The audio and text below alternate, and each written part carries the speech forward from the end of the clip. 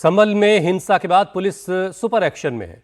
अब तक हिंसा करने वाले 50 लोगों को पुलिस सलाखों के पीछे भेज चुकी है। साथ ही पुलिस ने अब संभल के अति संवेदनशील इलाकों में पुलिस चौकी बनाने का काम शुरू किया है। शनिवार को जामा मस्जिद के पास पुलिस चौकी का निर्माण कार्य शुरू हुआ। वहीं अब अगली पुलिस चौकी सपा सांसद जियाउर रहमान बर्क के घर के सामने बनाने की तैयारी की जा रही है। यहाँ 46 साल बाद बजरंगबली के मंदिर में पूजा पाठ भी शुरू हुई। साथ ही मंदिर के सामने कुआं मिला जो बर्क के घर से महज 200 मीटर की दूरी पर है। ऐसे में प्रशासन ने हालात को देखते हुए पुलिस चौकी बनाने का फैसला किया है। इस चौकी के बनाने से इलाके में अमन और शांति बहाली में पुलिस को काफी मदद मिलेगी।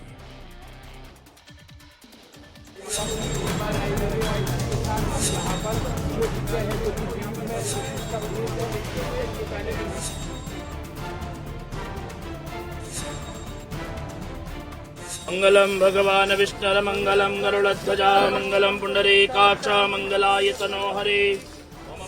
संभल में 24 नवंबर को जो कुछ हुआ वो दोबारा न हो, इसके लिए जामा मस्जिद के ठीक सामने पुलिस चौकी बनाई जा रही है। प्रशासन 24 घंटे इलाके की निगरानी कर रहा है, लेकिन पुलिस ने अब इसका परमानेंट इलाज निकाल लिया है। प्रशासन अब संभल के अति संवेदनशील इलाकों में पुलिस चौकी बना रहा है। पुलिस चौकी जो जामा मस्जिद के निकट है और संवेदनशील स्थान पर है, यहाँ चौकी का निर्माण किया जा रहा है, जिससे कि आसपास के लोगों में एक सुरक्षा का माहौल हो, उनके अंदर एक कॉन्फिडेंस आए। इसलिए और बाकी फोर्स के रुकने के लिए जो लगातार फोर्स यहाँ रहती है वह सुरक्षित रहे, आराम से रहे, इसलिए यह व्यवस्था की जा रही है। आसपास के लोगों द्वारा यह अपेक्षा थी कि यहाँ एक चौकी का निर्माण हो, जिससे कि लोग अपनी बातें को तुरंत रख पाएं, इसलिए भी चौकी यहाँ अपेक्षित थी, तदनुसार कार्रवाई की। संभल के अति संवेदनशील इलाके कोटगरवी मोहल्ले में सत्यव्रत नाम से पुलिस चौकी का निर्माण शुरू हो चुका है। अब प्रशासन संभल के सांसद जियाउर रहमान बर्क के घर के सामने भी पुलिस चौकी बनाने की तैयारी कर रहा है, क्योंकि खगूसराय में जहां पुलिस चौकी बनने जा रही है वहां 46 साल से बंद बजरंगबली के मंदिर में दोबारा पूजा शुरू हुई है। मंदिर के सामने एक ऐतिहासिक कुआं मिला है। इस मंदिर की बर्क के घर से दूरी महज 200 मीटर है। प्रशासन पुलिस चौकी बनाकर माहौल खराब करने वालों को कड़ा मैसेज देना चाहता है। पहला, इलाके में शांति और अमन बहाल करना। दूसरा, बिजली चोरी की घटनाओं पर लगाम लगाना। तीसरा, सरकारी विभाग के कर्मचारियों को सुरक्षा देना। संभल में शाही जामा मस्जिद का इलाका बेहद संवेदनशील है। यहाँ प्रशासन अब चौकी बना रहा है। पुलिस चौकी मस्जिद के ठीक सामने बन रही है। शनिवार को सुबह इस इलाके में बन रही पुलिस चौकी की नींव रखने के दौरान मंत्रोच्चार हुआ तो शाम में स्थानीय महिलाओं ने वहां दीप जलाकर सबकी सुरक्षा की कामना की। अच्छा महसूस कर रहे हैं, बहुत अच्छा, बढ़िया, सेफ महसूस कर रहे हैं। और क्या चाहिए, एक चौकी बन जाएगी पास में तो इससे अच्छी क्या बात है। सेफ तो नहीं था, लेकिन फिर भी कुछ तो डर बना ही रहता था। आप तो जानते ही हो यहाँ का माहौल क्या है, इसलिए डर रहता है हमेशा।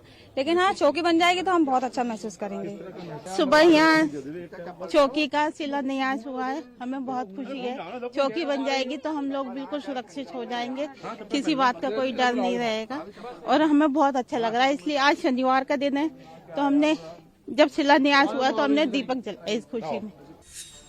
ये पुलिस चौकी जामा मस्जिद के सामने स्थित मैदान में बनाई जा रही है।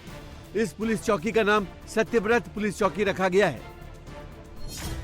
ऐसा इसलिए क्योंकि दावा किया जा रहा है कि सतयुग में संभल को सत्यव्रत नगर के नाम से ही जाना जाता था। प्राचीन पुस्तकों में संभल का उल्लेख सत्यव्रत नगर के नाम से ही मिलता है।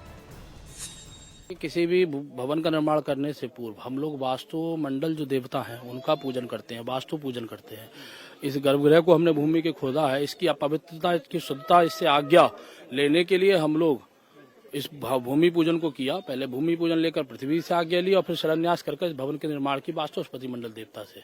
कुछ नाम का भी आपने जिक्र भूमि पूजन में किया है क्या? ये चौकी का क्या नाम रखा जाएगा? सत्यव्रत नाम इस चौकी का रखने का विचार है और संभल जो है वो सत्यव्रत से ही शुरू होता है। सतयुग में संभल का नाम भी सत्यव्रत था।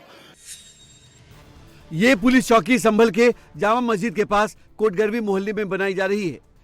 पुलिस चौकी का निर्माण 1100 वर्ग गज जमीन पर हो रहा है। संभल के इस मोहल्ले की गिनती अति संवेदनशील इलाकों की लिस्ट में होती है। प्रशासन अब वहां पुलिस चौकी बनाकर इलाके को अति संवेदनशील की श्रेणी से बाहर लाने की कोशिश में जुट गया है।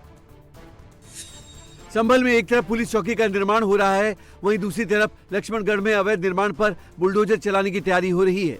यहां मिली रानी की बावड़ी के ऊपर जो अवैध निर्माण हुआ है उसे प्रशासन अब गिराने की तैयारी कर रहा है। शनिवार को मकान की नींव के नीचे का हिस्सा खोदा गया और देखा गया कि बावड़ी के कितने हिस्से पर घर बना हुआ है।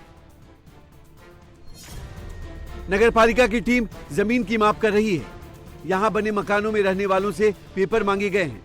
बावड़ी के एरिया को मापा जा रहा है। प्रशासन पहले ही कह चुका है कि बावड़ी के ऊपर बना सभी निर्माण अवैध है, इसे गिराया जाएगा, यानी बावड़ी के आसपास बुलडोजर चलना तय है। अब किस किस मकान पर चलेगा ये लेखपाल की रिपोर्ट के बाद ही साफ होगा।